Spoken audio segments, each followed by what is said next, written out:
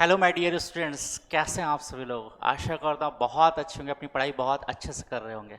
मैं राहुल शुक्ला आप सभी का द कारगिल हाइट्स में हार्दिक स्वागत करता हूँ। दोस्तों, आज मैं बहुत ही इंपॉर्टेंट टॉपिक लेके आया हूँ। आप देख रहे हैं बैलेंस डाइट, संतुलित आहार। ये जीवन के लिए अति महत्वपूर्ण विषय है और इसके साथ साथ इसीलिए तो ये आपके नेशनल डिफेंस एकेडमी के पाठ्यक्रम में रखा गया है। अगर आप सिलेबस देखेंगे तो यूपीएससी ने सिंपल सा बहुत प्यारी सी लाइन लिख दी है, क्या, बैलेंस डाइट। आज हम इसी को डिकोड करने वाले हैं और आपको बताने वाले हैं कि संतुलित आहार में ऐसी क्या क्या चीज़ें होनी चाहिए, कितनी मात्रा में होनी चाहिए, जिसकी वजह से आप क्या रहेंगे, बिल्कुल फिट रहेंगे और हमेशा जवां भी बने रहेंगे। ठीक है, तो आप देख रहे हैं ये थाली में बहुत सारी चीज़ रखी है। आप देख रहे हैं कुछ फ्रूट्स भी है, कुछ वेजिटेबल्स भी हैं, है ना। इसके साथ साथ कुछ अनाज भी हैं। तो इन्हीं को आज हम क्या करने, डिकोड करने वाले कि वाकई ये सब चीज़ें क्या होती है। अगर हम डेली लाइफ की बात करें, तो आप डेली लाइफ में क्या क्या चीज़ें खाते हैं। चलिए जल्दी से, जो भी आप खाते हैं कमेंट बॉक्स में लिख दीजिए क्या क्या चीज़ खाते हैं। आप खाते होंगे क्या, चाउमीन खा रहे होते हैं, है ना, चावल खा रहे होते हैं, रोटी खा रहे होते हैं, सब्जी खा रहे होते हैं, अचार और चोखा चोखा भी खा रहे होते हैं। ऐसी बहुत सारी चीज़ आप खाते हैं। तो अगर हम साइंस की भाषा में बात करें, आपने क्या चीज़ें खाया, जैसे फॉर एग्जांपल आपने रोटी खाया, आपने चावल खाया, आपने ब्रेड खाया, तो साइंस के टर्म में आपने क्या चीज़ खाया उसे बोलेंगे आप कार्बोहाइड्रेट। क्या बोलेंगे आप, कार्बोहाइड्रेट। तो साइंस के टर्म में आप क्या पढ़ देंगे, उसको बोलेंगे क्या, कार्बोहाइड्रेट। तो आपने क्या खाया, कार्बोहाइड्रेट खाया। और मेरे सभी प्यारे स्टूडेंट, कार्बोहाइड्रेट की जो शुद्ध हिंदी होती है वो क्या होती है, शर्करा। क्या होती है, शर्करा। तो साइंस के टर्म में आपने क्या खाया, शर्करा खाया। क्या खाया, शर्करा खाया। या इंग्लिश में क्या पढ़ेंगे, कार्बोहाइड्रेट। लेकिन आज की डेट में एग्जाम जो टर्म है, जो शब्दावली, वो कार्बोहाइड्रेट ही दे रहा है, हिंदी में भी और इंग्लिश में भी। ठीक है, अब नेक्स्ट पॉइंट। अब नेक्स्ट और भी चीज़ें आप खाते हैं, क्या क्या खाते हैं। फॉर एग्जाम्पल आपने दालें खाई, चने की दाल खाई, अरहर की दाल खाई, मूंग की दाल खाई, खाते हैं ना। ये सब जब आप खाते थे, साइंस के टर्म में आपने क्या खाया है, तो साइंस के टर्म में आपने खाया क्या, प्रोटीन। क्या खाया, प्रोटीन। और इस प्रोटीन को आप हिंदी में क्या पढ़ते हैं, प्रोटीन ही पढ़ेंगे। क्या करेंगे, प्रोटीन। फिर आप खाते हैं क्या, घी खाते हैं। खाते हैं ना, जैसे दाल में तड़का लगाते हैं, किसका, घी का। या आप सब्जी खाते हैं तो सब्जी तेल के क्या करते हैं, फ्राई करते हैं, किससे, ऑयल से। तो ये ऑयल, घी क्या है, इसी को आप बोलते हैं वसा बोलते हैं। क्या बोलते हैं, वसा। जिससे आप इंग्लिश में पढ़ते हैं फैट्स बोलते हैं, या इसी को आप सिंपल टर्म में क्या बोल सकते हैं, लिपिड भी बोल सकते हैं। क्या बोल सकते हैं, लिपिड। तो यही है, हम और आप जितनी भी चीज़ें खाते हैं वो इन्हीं का पार्ट होता है। या तो होगा कार्बोहाइड्रेट, या प्रोटीन, या वसा। अब नेक्स्ट आपके मन में बन रहा होगा क्वेश्चन कि सर हम विटामिन भी तो खाते हैं, खनिज भी तो खाते हैं। जी हाँ, आप जरूर खाते हैं, लेकिन इन कार्बोहाइड्रेट, प्रोटीन और वसा से आपको फ्री में मिल जाता है। क्या मिल जाता है फ्री में, विटामिन मिल जाते हैं। क्या मिल जाते हैं, विटामिन, जिसे आप हिंदी में क्या बोलते हैं, विटामिन ही पढ़ते हैं। नेक्स्ट है मिनरल्स, आपको मिल जाता है। क्या मिलता है, मिनरल्स। और मिनरल्स को आप हिंदी में क्या पढ़ते हैं, खनिज पढ़ेंगे। क्या पढ़ेंगे, खनिज पढ़ेंगे। ठीक है, तो ये विटामिन और खनिज और ये कार्बोहाइड्रेट, प्रोटीन और वसा में क्या डिफरेंस है, ये सीखना है। और यहीं से आपके एग्जाम में क्वेश्चंस पूछे जाते हैं। देखिए, ये जो आपके कौन कौन से हैं, कार्बोहाइड्रेट, प्रोटीन है और वसा है, ये कैसे पोषक तत्व होते हैं, तो आप बताएंगे ये दीर्घ पोषक तत्व होते हैं। कैसे पोषक तत्व हैं, दीर्घ पोषक तत्व हैं, दीर्घ पोषक तत्व। और दीर्घ पोषक तत्व को आप इंग्लिश में पढ़ते हैं मैक्रोन्यूट्रिएंट्स। मेरे सभी प्यारे स्टूडेंट्स, आप इनको क्या पढ़ने वाले हैं, मैक्रोन्यूट्रिएंट्स पढ़ने वाले हैं, जिससे आप हिंदी में क्या बोलते हैं, दीर्घ पोषक तत्व। नेक्स्ट क्वेश्चन, इतना दीर्घ क्यों बोलते हैं, इसलिए बोलते हैं क्योंकि हम और आप इनका सेवन ज़्यादा मात्रा में करते हैं, मैक्सिमम क्वांटिटी में या मैक्सिमम अमाउंट में हम इनका सेवन करते हैं। और किस में करते हैं, अप्रॉक्स इसको हम किस में करते हैं, ग्राम में करते हैं। किस में करते हैं, ग्राम में। अब ये सब की क्षमता अलग अलग होती है। जैसे किसी ने 100 ग्राम किया, किसी ने 200 ग्राम किया, किसी ने एकदम चाँप दिया, शादी उदी में गया, देखते हैं कुछ लोग खींच देते हैं एकदम 200 ग्राम क्या, 1000 ग्राम, 1 kg निपटा देते हैं। बहुत सारे लोग ऐसा करते हैं ना। यस, तो ये कार्बोहाइड्रेट, प्रोटीन और फैट्स ये किस प्रकार पोषक तत्व होते हैं, दीर्घ पोषक तत्व, जिसे आप इंग्लिश में मैक्रोन्यूट्रिएंट्स बोलते हैं। और इनमें से जो विटामिन है और खनिज खनिज है, ये विटामिन और खनिज ये कैसे पोषक तत्व हैं, तो आप इनको बताएंगे ये माइक्रो न्यूट्रिएंट्स होते हैं। कैसे होते हैं? माइक्रो न्यूट्रिएंट्स होते हैं, जिससे आप हिंदी में क्या पढ़ेंगे? सूक्ष्म, या इसी को क्या पढ़ सकते हैं आप? लघु पोषक तत्व। क्या पढ़ेंगे? लघु पोषक तत्व, या इसी को आप क्या पढ़ सकते हैं? सूक्ष्म पोषक तत्व पढ़ेंगे। किसको? इनको, माइक्रो न्यूट्रिएंट्स। क्यों पढ़ते हैं? क्योंकि बहुत ही माइक्रो होते हैं, जैसे नाम वैसे ही काम। देखिए नाम इनका क्या, मतलब सूक्ष्म, और हम और आप इनका सेवन बहुत ही अल्प मात्रा में करते हैं। सेवन हम इनका क्या करते हैं? अल्प मात्रा में। इनका सेवन किसमें करते हैं? अल्प मात्रा। अल्प मात्रा मतलब क्या? Trace amount. इंग्लिश में आप क्या पढ़ेंगे? Trace amount. अल्प मात्रा में हम इनका क्या करते हैं? सेवन करते हैं। किसका सेवन करते हैं? Micro nutrients. और सेवन किसमें करेंगे तो आप बताएंगे? मिलीग्राम में। किसमें करते हैं? मिलीग्राम में इसका सेवन करते हैं। और वैसे ही हम इसका रेगुलरली सेवन नहीं करते। क्यों? क्योंकि ये हमें फ्री में ही मिल जाते हैं। लेकिन जब हमारे बॉडी में किसी चीज़ की डेफिशिएंसी हो जाती है, कमी हो जाती है, तभी हम इसका अलग से सेवन करते हैं। समझ गया? ओके। अब नेक्स्ट कि सर आप तो बात कर रहे थे एनर्जी प्रोड्यूसर, जो ऊर्जा प्रदान करें, है ना, तभी तो आप जीवन में कोई ना कोई काम कर पाएंगे। तो मेरे प्यारे स्टूडेंट, कार्बोहाइड्रेट, प्रोटीन और वसा, इन तीनों के सेवन से, इन तीनों को इनटेक करने से आपको क्या मिलेगी? तो आप बताएंगे ऊर्जा प्राप्त होगी। क्या प्राप्त होगी? ऊर्जा प्राप्त होगी। You will gain the energy. आपको क्या मिलेगी? ऊर्जा मिलेगी। कब? जब आप सेवन करेंगे, इनटेक करेंगे। किसको? कार्बोहाइड्रेट को, प्रोटीन को और फैट्स को। समझ में आ गई बात है? और इनमें से, इन तीनों के सेवन से आपको क्या मिलती है? एनर्जी मिलती है। ठीक है? क्यों? ध्यान समझिएगा। जो दीर्घ पोषक तत्व है, कैसे पोषक तत्व है? दीर्घ पोषक तत्व है। जैसा कि अभी मैंने आपको लिखा था, इन्हें जटिल भोजन भी कहते हैं। क्या बोलते हैं? जटिल भोजन। और जटिल भोजन को आप इंग्लिश में कॉम्प्लेक्स फूड पढ़ेंगे। क्या पढ़ेंगे? Complex food. और कॉम्प्लेक्स फूड को आप हिंदी में पढ़ेंगे जटिल भोजन। और मेरे प्यारे स्टूडेंट, जटिल भोजन के एग्जाम्पल क्या होते हैं? वही होते हैं जो किसके? दीर्घ पोषक तत्व के होते हैं। किसके होते हैं? दीर्घ पोषक तत्व, जिससे आप इंग्लिश में क्या पढ़ते हैं? दीर्घ पोषक, मैक्रोन्यूट्रिएंट्स। क्या पढ़ेंगे? मैक्रोन्यूट्रिएंट्स पढ़ेंगे। क्या पढ़ेंगे आप? मैक्रोन्यूट्रिएंट्स, या हिंदी में दीर्घ पोषक तत्व को जटिल भोजन कहते हैं। ठीक है? कॉम्प्लेक्स होते हैं। आई बात समझ में? अब इनके एग्जाम्पल की बात करें, कौन कौन से एग्जाम्पल हैं आपको पता ही है। जैसे कार्बोहाइड्रेट। क्या होते हैं? कार्बोहाइड्रेट हो गए। इसके साथ साथ कौन से हो गए? प्रोटीन हो गए। और इसके साथ साथ कौन हो गए? फैट्स हो गए, जिससे आप क्या बोल सकते हैं? लिपिड भी बोल सकते हैं, और हिंदी में वसा भी बोलेंगे। ठीक है? यही है जिनके सेवन से आपको क्या मिलते हैं? एनर्जी मिलती है। तो इसीलिए आप इन्हें क्या पढ़ते हैं? Energy producer. Energy producer nutrients. क्या बोल सकते हैं आप? Energy producer nutrients. मतलब यही पोषक तत्व हैं, ये ऐसे पोषक तत्व हैं जो हमें, आपको क्या देते हैं? ऊर्जा प्रदान करते हैं। क्या प्रदान करते हैं? ऊर्जा प्रदान करते हैं। समझ में आ गई बातें? याद रहेगा?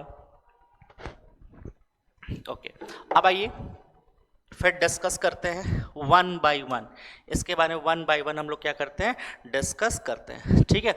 देखिए ये क्या क्या होते हैं, थोड़ा देखिए यहाँ पे क्या है। आपके मन में ये हो रहा होगा कि बैलेंस डाइट क्या कहलाती है? बैलेंस डाइट किसे कहते हैं? The diet that contains all the essential components. जो इसेंशियल कंपोनेंट्स होते हैं रिक्वायर्ड बाय द बॉडी, हमारे बॉडी के लिए क्या होता है? आवश्यक होती है, in the optimum proportion called balance diet. क्या है? Balance diet. ठीक है? अब जितने भी इसेंशियल कंपोनेंट्स होते हैं, अगर उन्हीं इसेंशियल कंपोनेंट्स को आप क्या करते हैं? ऑप्टिमम प्रोपोर्शंस में इनटेक करते हैं, तो आपको वही क्या कहलाती है? बैलेंस डाइट कहलाती है। ठीक है? अभी हम डिस्कस करने वाले हैं आपको कार्बोहाइड्रेट को, प्रोटीन को और फैट्स को कितना लेना चाहिए, है ना, कैसी कैसी चीज़ें होती हैं आइए डिस्कस करते हैं। ठीक है, देखिए हम अपने डाइट में बहुत सारी चीज़ लेते हैं, है ना, लेते हैं ना, इंटेक करते हैं। क्या क्या चीज़ें हम इंटेक करने वाले हैं, देखिए कार्बोहाइड्रेट इंटेक करते हैं, प्रोटीन इंटेक करते हैं, फैट्स इंटेक करते हैं और मिनरल्स और विटामिन भी लेते हैं, है ना। कार्बोहाइड्रेट और सबसे ज़्यादा हम और आप दैनिक जीवन जिसका सेवन करते हैं वो होता है क्या, कार्बोहाइड्रेट। जैसे आप खुद फील करो, जब आप खाना खा रहे होते हैं तो आपके खाने वाली थाली में क्या सबसे ज़्यादा होता है, या तो सबसे ज़्यादा चावल होगा या सबसे ज़्यादा क्या होती है, रोटी होती है ना। इसीलिए और हम अप्रॉक्सीमेटली पूरी डाइट का 60% लगभग 60% क्या होता है उसमें, कार्बोहाइड्रेट होता है। फिर लगभग 15% क्या होते हैं, 15% क्या होते हैं, प्रोटीन्स होती है और 25% क्या होता है, फैट्स होता है। क्या होता है, फैट्स होता है। और इसके साथ साथ जो रिमेनिंग परसेंट बच गया उसमें खनिज भी होंगे और विटामिन भी होंगे। ठीक है, अगर आप में से जिस स्टूडेंट ने विटामिन की वीडियो नहीं देखी है तो विटामिन के लिए मैंने एक अलग से क्लास लिया है। विटामिन के बारे में डेप्थ में आपको समझाया कि विटामिन क्या होती है, कैसे कार्य होते हैं, कितने प्रकार के होते हैं, उनको भी आप वीडियो देखिएगा। ठीक है, देखिए अब आइए बात करते हैं तो जो हमारी बैलेंस डाइट होनी चाहिए वो कैसी होनी चाहिए, उसमें कार्बोहाइड्रेट, प्रोटीन और फैट्स किस रेशियो में होने चाहिए। जो कार्बोहाइड्रेट होगा वो 3/5 रेशियो 1/5 और 1/5 में होना चाहिए। मतलब लगभग जो प्रोटीन और फैट्स की क्वांटिटी लगभग क्या होना चाहिए, समान होगी। और जिसमें सबसे ज़्यादा हम क्या इंटेक करते हैं, कार्बोहाइड्रेट इंटेक करते हैं। ठीक है ना, समझ में आ गया। फिर आइए बात करते हैं वाटर। आप देख रहे हैं पानी, है ना, पानी। तो ये जो वाटर है, ये जल है, ये क्या है, अकार्बनिक है। कैसा है, अकार्बनिक। अकार्बनिक क्यों है, इंग्लिश में आप इसको पढ़ते हैं इनऑर्गेनिक। क्या पढ़ेंगे आप, इनऑर्गेनिक। तो यह अकार्बनिक क्यों है, क्योंकि इसमें कार्बन नहीं है। तो नेक्स्ट क्वेश्चन क्या है इसमें, इसमें है H2O है। क्या है, H2O। दो भाई साहब है, कौन, हाइड्रोजन और ऑक्सीजन। हाइड्रोजन बहुत खतरनाक होता है, बहुत ज्वलनशील है, बहुत तड़कता भड़कता रहता है। और कब, जब सिंगल होता है। लेकिन क्या, ऑक्सीजन ये और उसको भड़काने में लगी रहती हैं, कौन, ऑक्सीजन, क्योंकि ऑक्सीजन जलाने में सहायक होता है और हाइड्रोजन खुद जलता है। लेकिन इनका अगर 2:1 में, 2:1 में इनको सेट कर दिया जाए तो क्या बन जाते हैं, यौगिक बन जाते हैं, जिसे आप इंग्लिश में क्या बोलते हैं, कंपाउंड बोलते हैं। क्या बोलते हैं, कंपाउंड यौगिक।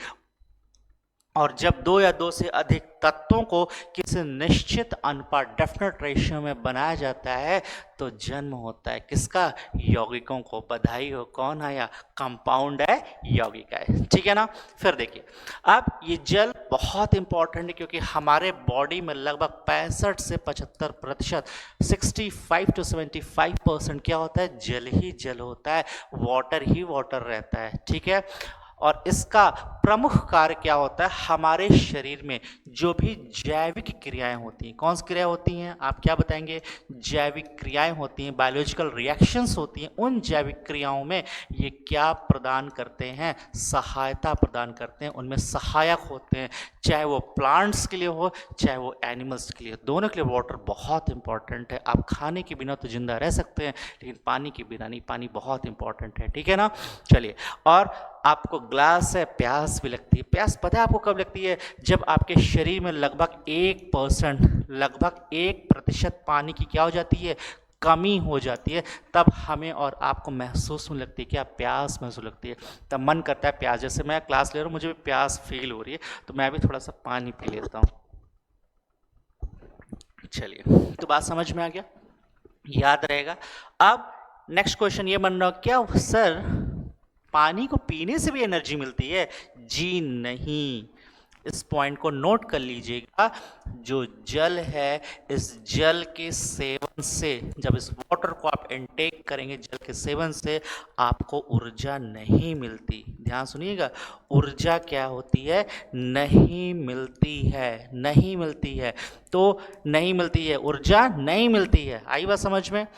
इसका मतलब कितनी कैलोरीज ऊर्जा मिलेगी, तो आप कह रहे हैं सर ये कैसा है, एनर्जी मिलेगी ना, कैलोरीज भी, यस आप कंसिडर कर सकते हैं, क्या, 0 कैलोरीज। कितनी कैलोरीज, 0। ये आपके एग्जाम में क्वेश्चन में पूछा गया है कि वाटर को, जल को ग्रहण करने से कितनी ऊर्जा मिलती है, तो आप सिंपल सा आंसर करेंगे 0 कैलोरीज, क्योंकि जब कोई चीज़ नहीं होती हम उसको कंसिडर कर सकते हैं क्या, 0। अंडरस्टूड। क्लियर हो गई बातें? ओके। लेकिन ये हमारे शरीर में जो भी जैविक क्रियाएं होती हैं, बायोलॉजिकल रिएक्शंस होती हैं, उनमें क्या कहते हैं, असिस्ट करती हैं। जैसे बायोलॉजिकल रिएक्शन में जैसे हमारे शरीर में क्या होता है, श्वसन होता है, रिस्पिरेशन होता है, उत्सर्जन होता है, एक्सक्रीशन होता है, पाचन होता है, डाइजेशन होता है, रुधिर का बहना, फ्लो ऑफ ब्लड होता है, ठीक है, हार्ट बीट, हृदय की धड़कन, ये सभी की सभी कैसी रिएक्शंस होती हैं, जैविक रिएक्शंस होती हैं या बायोलॉजिकल रिएक्शंस होती हैं। आई बस जैविक क्रियाएं होती हैं, और जितनी भी जैविक क्रियाएं होती हैं ये अनियंत्रित होती हैं। कैसे होते हैं? अनियंत्रित, अनकंट्रोल्ड होती हैं। इसी कारण इन्हें आप अनैच्छिक बोलते हैं। क्या बोलते हैं? अनैच्छिक। अनैच्छिक मतलब इनवॉलेंट्री, जो हमारी इच्छा के अनुसार कार्य नहीं करते हैं। क्या बोल सकते हैं? क्या बोल सकते हैं? सुनो, दिल मतलब हार्ट, थोड़ा सा तुम रेस्ट कर लो, ऐसा हो सकता है क्या? जी नहीं, वो हार्ट पंप करेगा। आई बात समझ में? क्या आप स्मॉल इंटेस्टाइन का सब बोल सकते हैं? सुनो ना, आमाशय, इंग्लिश में स्टमक, थोड़ा सा आज तुम रेस्ट करना, थोड़ा सा रेस्ट करना, आज 2 घंटे तुमको खाना नहीं पचाना है, लेकिन मैं खाना खाऊंगा, पचाना नहीं, 2 घंटे बाद पचाना। ऐसा कर सकते हैं? जी नहीं। क्यों? आप जब फूड खाएंगे, वो डाइजेस्टिव ऑर्गन्स है, उसका डाइजेशन का प्रोसेस शुरू हो जाएगा। समझ में आ गया? तो ये क्या था? जैविक क्रिया। तो जितनी भी जैविक क्रियाएं होती हैं उनमें वाटर का, जल का बहुत योगदान होता है। इसीलिए आपको डेली क्या करना चाहिए? पानी पीना चाहिए। अब नेक्स्ट क्वेश्चन, कितना पानी पीना चाहिए? ये भी बहुत अच्छा प्रश्न है, तो ध्यान सुन लीजिए। 20 kg पर लीटर, किसी भी स्वस्थ व्यक्ति को लगभग मिनिमम कितना पीना है? 20 kg पर लीटर। मतलब किसी भी व्यक्ति का भार मान लीजिए 40 किलो का है। कितना किलो का है? 40 किलो। तो उसको एटलीस्ट कितना लीटर पानी चाहिए? 2 लीटर। किसी का 50 kg वेट है तो उसको कम से कम 2.5 लीटर, 2.5 लीटर इतना इनटेक करना चाहिए। अगर आप स्वस्थ रहना चाहते हैं, आपको पता है बहुत सारे हमारे यूथ पानी नहीं पीते हैं, इसकी वजह से क्या होता है, हमारे स्किन में प्रॉब्लम होना शुरू हो जाती है, स्किन में प्रॉब्लम होना शुरू हो जाती है, आपके पेट में एसिड होता है, एसिडिटी बढ़ना शुरू हो जाती है, इसकी वजह से छाले होना शुरू हो जाते हैं, लोगों का डाइजेशन ठीक से नहीं हो पाता है पानी ना पीने की वजह से। इसकी वजह से स्टोन, जिसे आप हिंदी पथरी बोलते हैं, पथरी भी होने की संभावना क्या हो जाती है? बढ़ जाती है। किसकी वजह से? पानी पीने की वजह से, पानी ना पीने की वजह से। आप नेक्स्ट क्वेश्चन ये मत है कि सर पानी नहीं पीने का मन करता है, तो कोई बात नहीं, आप जूसी फ्रूट्स का सेवन करिए। ऐसे फ्रूट्स या ऐसी वेजिटेबल को आप, इसमें क्या होता है? रस होते हैं, जूसेस होते हैं। समझ में आ गया? इसलिए जूसी फ्रूट्स भी होते हैं जो पानी के बहुत अच्छे सोर्स होता है। पानी के साथ साथ आपको मिनरल्स मिल जाएंगे, फ्री ऑफ कॉस्ट मिलेगा। ठीक है, आइए आप नेक्स्ट देखते हैं।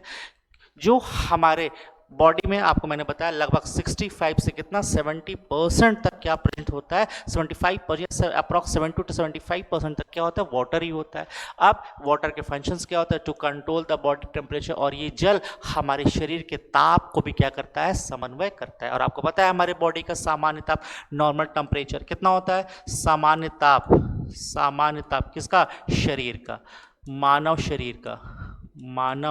शरीर का सामान्य ताप कितना होता है? नॉर्मल टेम्परेचर ऑफ ह्यूमन कितना होता है?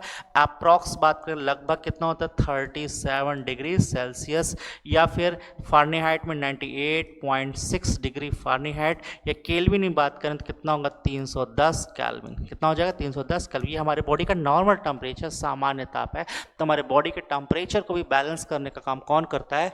जल करता है। इसके साथ साथ जैसा कि मैंने बताया, जितनी भी बायोलॉजिकल रिएक्शंस होती हैं, जितनी भी जैविक क्रियाएं होती हैं, उनको भी ये क्या करता है? रेगुलेट करता है या समन्वय करता है। ठीक है, समझ में आ गया?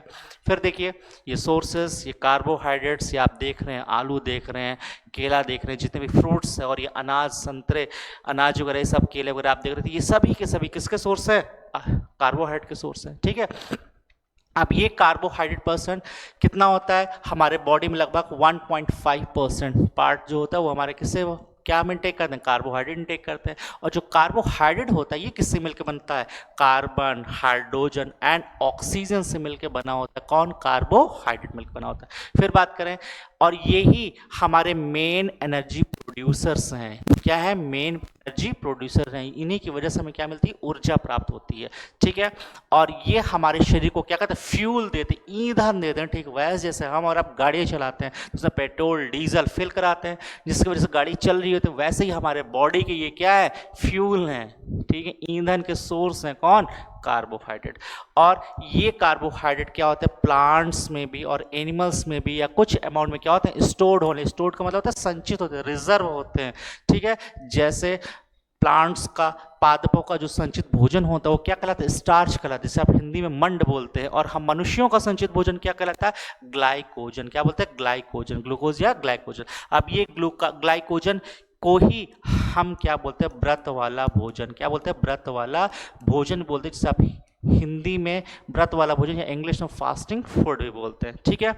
अब इसमें कई सारे मोनोमर्स भी क्या होते हैं, प्रेजेंट होते हैं। जैसे कार्बोहाइड्रेट की इकाई क्या होती है, सैकराइड होती है, और सैकराइड के आधार पर भी कार्बोहाइड्रेट कई प्रकार के होते हैं। जैसे मोनोसैकराइड्स हो गए, मोनोसैकराइड्स में क्या हो गया, ग्लूकोज हो गया, फ्रक्टोज हो गया, और क्या हो गया, गैलेक्टोज। क्या हो जाएगा, गैलेक्टोज। तो ग्लूकोज, फ्रक्टोज, गैलेक्टोज सब किसके एग्जाम्पल हो गए, ये किसके, मोनोसैकराइड हो गए। फिर डाइसैकराइड में हो गया सुक्रोज हो गया, लैक्टोज हो गया, माल्टोज, ये सब कैसे हो गया, डाइसैकराइड हो गया। फिर ऑलिगोसैकराइड्स में बात करें या पॉलीसैकराइड्स की बात करें तो क्या हो, ग्लाइकोजन हो गया, स्टार्च हो गया, सेलुलोज हो गया, काइटिन हो गया, ये सभी सोर्सेस किसके हो गए, कार्बोहाइड्रेट के हो गए। बात समझ में आ गया।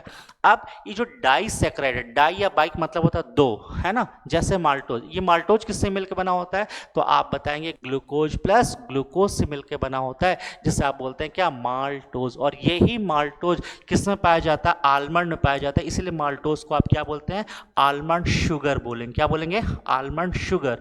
हिंदी में आप पढ़ते हैं इसको बादाम वाली शर्करा। क्या पढ़ेंगे आप इसको, बादाम वाली शर्करा। क्या पढ़ते हैं, बादाम वाली शर्करा। इंग्लिश में पढ़ते हैं आलमंड शुगर पढ़ेंगे, ठीक है। अब ये जो आलमंड शुगर है ये आपने देख लिया। फिर लैक्टोज, क्या है, लैक्टोज। और लैक्टोज किसमें प्रेजेंट होता है, लैक्टोज को मिल्क शुगर बोलते हैं, दूध वाली शर्करा बोलते हैं। क्यों बोलते हैं, क्योंकि ये दूध में पाया जाता है। आप जब दूध पीते हैं तो आपको ने फील किया होगा दूध का स्वाद कैसा होता है, हल्का मीठा होता है। हल्का मीठा क्यों होता है, आप क्या बताएंगे, क्यों होता है, बिकॉज ऑफ लैक्टोज। किसका पाया था, लैक्टोज पाया। और ये लैक्टोज किससे मिलकर बना होता है, ग्लूकोज प्लस गैलेक्टोज से मिलकर बना होता है लैक्टोज, याद रहेगा। फिर देखिए अगला क्या है, सुक्रोज। सुक्रोज को बोलते हैं केन शुगर। केन शुगर मतलब गन्ने वाली शर्करा। आप चीनी खाते हैं ना, गुड़ खाते हैं, वो क्या है, सुक्रोज है। क्या है, सुक्रोज। और ये सुक्रोज मिलकर बना ग्लूकोज प्लस फ्रक्टोज से मिलकर बना होता है कौन, सुक्रोज, ठीक है ना। अब नेक्स्ट पॉइंट कि जो भी हम जटिल भोजन के रूप में जो प्लांट्स उपस्थित होते हैं, जैसे स्टार्च होता है, और ये स्टार्च किस में कन्वर्ट होता है, माल्टोज में, और ये माल्टोज में कन्वर्ट हो जाता है, और फिर हमारे जो लार होता है वहाँ पे इनका क्या होता है, कन्वर्जन शुरू हो जाता है, ठीक है। अब हमारे लार में एंजाइम पाए जाते हैं। कौन कौन से, टाइलिन एंजाइम पाते हैं या सलाइवरी एमाइलेज एंजाइम पाए जाते हैं, जो इनके कार्बोहाइड्रेट को ब्रेक डाउन करने में क्या करते हैं, मदद करते हैं। जैसे ये कार्बोहाइड्रेट, कॉम्प्लेक्स कार्बोहाइड्रेट किस में कन्वर्ट हो जाता है, सिंपल कार्बोहाइड्रेट। जैसे कार्बोहाइड्रेट कन्वर्ट हो गया किसमें, ग्लूकोज में, है ना। किसने किया, एंजाइम्स में किया। और ये एंजाइम्स कैसे काम करते हैं, जैव उत्प्रेरक की तरह काम करते हैं, बायो कैटलिस्ट की तरह काम करते हैं। और अगर बायो कैटलिस्ट शरीर से बाहर निकाल दिया जाए तो दुनिया की कोई भी ताकत डाइजेस्ट नहीं कर सकती। इसीलिए हमारे डाइजेशन में किसका रोल होता है, एंजाइम्स का रोल होता है। किसका रोल होता है, एंजाइम्स का रोल होता है। क्या पढ़ेंगे आप इसको, एंजाइम्स। और एंजाइम्स की एग्जैक्ट हिंदी क्या होती है, विकर होती है। क्या होती है, विकर होती है, ठीक है ना। तो एंजाइम्स को क्या पढ़ते हैं, विकर पढ़ते हैं। तो ये एंजाइम्स कैसे काम करते हैं, उत्प्रेरक की तरह काम करते हैं। लेकिन कैसे उत्प्रेरक होते हैं, जैव उत्प्रेरक होते हैं। और जैव उत्प्रेरक को आप इंग्लिश में क्या पढ़ सकते हैं, बायो कैटलिस्ट। क्या पढ़ेंगे आप, बायो कैटलिस्ट, या हिंदी में जैव उत्प्रेरक की तरह पढ़ते हैं। और जैव उत्प्रेरक क्या करता है, किसी भी अभिक्रिया की दर को बढ़ा सकता है और घटा सकता है, और ये डाइजेशन में क्या होता है, हेल्पफुल होता है। समझ में आ गया, याद रहेगा, यहां तक बात समझ में आ गई। अब ध्यान समझिएगा यहाँ पे। अब ये जो स्टार्च है आपने देख लिया कि इस स्टार्च को या कॉम्प्लेक्स कार्बोहाइड्रेट को टाइलिन नामक एंजाइम कन्वर्ट कर देता है सिंपल कार्बोहाइड्रेट। इस तरीके से आपको क्या मिलती है, एनर्जी। और ग्लूकोज क्या करता है, आपको त्वरित ऊर्जा देता है, इंस्टेंट एनर्जी देता है। इसीलिए तो जब आपने देखा होगा गेम वगैरह कहीं चल रहा है और जब ब्रेक होता है तो जो उनके असिस्टेंट होते हैं प्लेयर्स को ग्लूकोज लेके, ग्लूकॉन डी या कुछ कार्बोहाइड्रेट लेके देते हैं, जिससे उनको, जैसे आप इनको इनटेक करें तो इनका तुरंत आपको क्या मिल जाए, एनर्जी मिल जाए, क्योंकि वो कार्बोहाइड्रेट किस में बदल जाएगा, ग्लूकोज में। ग्लूकोज क्या प्रदान करेगा, त्वरित ऊर्जा, और उसका टेस्ट भी कैसा होता है, स्लाइटली स्वीट होता है, हल्का मीठा होता है। इसीलिए जब आप कार्बोहाइड्रेट को खाते हैं ना तो उसका टेस्ट कैसा होता है, हल्का मीठा होता है। इसलिए आपने फील भी किया होगा, घर में आप खा रहे हैं, सूखी रोटी खा रहे हैं या सूखा चावल खा रहे हैं या सूखा ब्रेड भी आप खाइए, कुछ देर बाद उसको चबाएंगे, चबाने के बाद वही सूखी ब्रेड कुछ देर बाद हल्की मीठी लगने लग जाती है, because of breakdown of carbohydrate into glucose. ठीक है, नेक्स्ट पॉइंट समझ में आ गया। जितने भी लिविंग सेल्स होती हैं वो क्या रिसीव करती हैं, क्या, carbohydrates from the blood, mostly in the form of glucose. या समझ में आ गया। तो हम और आप जितनी भी चीज़ें खाते हैं वो फाइनली कहाँ मिक्स होती हैं, ब्लड मिक्स होती हैं। फिर ब्लड से और फिर हम ब्लड से ऑक्सीजन उस ग्लूकोज को ब्रेक डाउन करता है, फिर जिससे रिलीज होती है क्या, एनर्जी। फिर जो सभी ऑर्गन्स अपना अपना एनर्जी ले लेते हैं। ठीक है, और हम जो भी खाते हैं वो फाइनली ग्लूकोज मिक्स हो कहाँ, ब्लड में, और यही ग्लूकोज की मात्रा जब हमारे बॉडी में क्या होती है, बढ़ जाती है, एक्सेस ऑफ ग्लूकोज, और ये हमारे लीवर में और हमारी मसल्स में होके क्या लगता है, स्टोर होने लग जाता है। और किस फॉर्म में स्टोर होता है, संचित होता है, in the form of glycogen. क्या होता है, फॉर्म ऑफ ग्लाइकोजन। और इसी प्रोसेस को आप क्या बोलते हैं, ग्लाइकोजेनेसिस बोलते हैं। क्या बोलते हैं, ग्लाइकोजेनेसिस बोलते हैं। क्या, कि जब ग्लूकोज की अधिक मात्रा क्या हो जाए, किस में कन्वर्ट हो जाए, ग्लाइकोजन में कन्वर्ट हो जाए, तो इस प्रोसेस को क्या बोला जाता है, ग्लाइकोजेनेसिस कहते हैं। क्या बोलते हैं, ग्लाइकोजेनेसिस कहा जाता है। समझ में आ गई बातें, याद रहेगा। नेक्स्ट पॉइंट, कार्बोहाइड्रेट से क्या क्या फंक्शन होते हैं, आपको मैंने बताया कि क्या सप्लाई करता है, एनर्जी को सप्लाई करता है हमारे पूरे बॉडी में by the oxidation of food को क्या करके, ऑक्सीडाइज करके। फिर next point, to construct the external skeletons of insects and cell wall of plants. मतलब जो प्लांट्स है उसका जो सेल वॉल हो, जिसे हिंदी में कोशिका भित्ति बोलते हैं, वो भी किसका मिलकर बना होता है, कॉम्प्लेक्स कार्बोहाइड्रेट का मिलकर बना होता है। इसके साथ साथ जो इंसेक्ट्स होते हैं उनकी जो बाह्य त्वचा होती है, जिससे आप क्या बोलते हैं, काइटिन बोलते हैं। क्या बोलते हैं, काइटिन बोलते हैं, वो भी क्या है, कॉम्प्लेक्स कार्बोहाइड्रेट होती है। ठीक है, नेक्स्ट पॉइंट, हम और आप कॉटन के कपड़े पहनते हैं, जैसे मैंने भी कॉटन कपड़े पहने, ये कॉटन भी क्या है, ये कॉटन भी क्या है, सेल्यूलोज है। सेल्यूलोज मतलब ये भी क्या है, कार्बोहाइड्रेट के एक रूप है। ठीक है, जित पेपर्स होते हैं वो भी क्या होते हैं, प्योर के प्योर क्या होते हैं, सेल्यूलोज होते हैं। जैसे फॉर एग्जांपल हम और आप डे बाय डे क्या पढ़ते हैं, न्यूज़पेपर पढ़ते हैं। तो ये जो न्यूज़पेपर है, न्यूज़पेपर आप एग्जाम पूछेगा, पेजेस ऑफ न्यूज़पेपर, अखबार के जो पन्ने हैं किससे मिलकर बने होते हैं, सेल्यूलोज से मिलकर बने होते हैं। समझ में आ गया। आपके घर में लकड़ियों की टेबल कुर्सी बनी होगी तो वो भी क्या है, सेलुलोज का ही फॉर्म है। और ये सेलुलोज पृथ्वी में पाई जाने वाली सबसे ज्यादा मात्रा में शर्करा है, most abundant carbohydrate. Cellulose is the most abundant carbohydrate on the earth. ठीक है, पृथ्वी में पाई जाने वाली सबसे ज्यादा मात्रा में क्या होती है, शर्करा होती है। नेक्स्ट वन, जो सेलुलोज है ये क्या, ग्लूकोज का क्या है, पॉलीमर है। ठीक है, समझ में आ गया।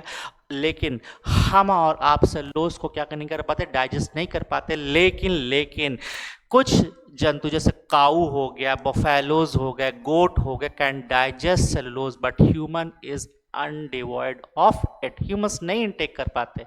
ठीक है, इसीलिए वो हमारे बॉडी से बाहर निकल जाते हैं। लेकिन गाय हो गई, भैंस हो गई, बकरी हो गई, ये सब क्या करते हैं, डाइजेस्ट कर सकते हैं। सेलुलोज वही जो घास फूस भूसा ये सब क्या कर पाते हैं, डाइजेस्ट कर पाते। लेकिन हम और आप डाइजेस्ट नहीं कर पाते, क्योंकि हमारे बॉडी में इतने स्ट्रॉन्ग एंजाइम्स अब प्रेजेंट नहीं है। ये कब थे, जब हम मानव नहीं आदि मानव थे, उस टाइम पे हमें इतना ज्ञान नहीं था, हम चीज़ों घास फूस सब खा जाते। लेकिन प्रेजेंट टाइम में हम क्या को सुधर गए, अब चीज़ों को पका करके, बॉयल करके, उबाल करके चीज़ों को हम क्या करते हैं, खाते हैं। ठीक है, अब बहुत सारे अनाजों में भी बहुत अच्छे सोर्स होते हैं, जैसे गेहूं हो गया, चावल हो गया। ठीक है, अब ये मेज़ वगैरह भी हो गया है ना। अब इसके साथ साथ शुगर केन, गन्ने हो गए, दूध हो गया, ये सभी फ्रूट्स हो गए, हनी हो गए। ठीक है, फ्रक्टोज शुगर, बीट, चुकंदर, ये सभी सोर्सेज होते हैं किसके, कार्बोहाइड्रेट के। बहुत अच्छे सोर्स होते हैं। ठीक है, और किसी भी वयस्क में लगभग 500 ग्राम कार्बोहाइड्रेट्स को क्या लेना चाहिए, पर डे इनटेक करना चाहिए। ठीक है, समझ में आ गया।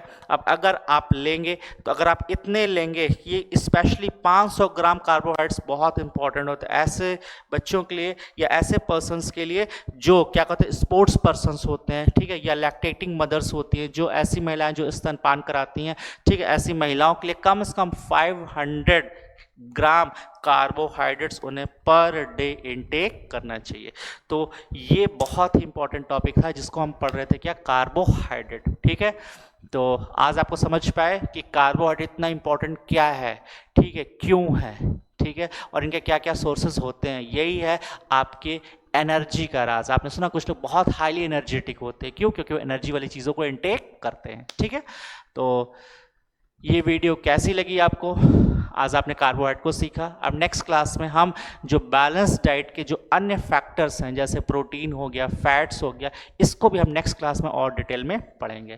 तो thank you for today, see you in the next video. लेकिन चलने से पहले मैं आपको कहना चाहूँगा वीडियो आपको कैसी लगी, ठीक है, आप अपने विचार जरूर कमेंट के माध्यम से कहिएगा, और आप कौन कौन सा टॉपिक वीडियो चाहते हैं उसको भी आप कहिएगा। ठीक, मैं आपके कमेंट को देखूंगा और रिप्लाई भी करूंगा। Thank you.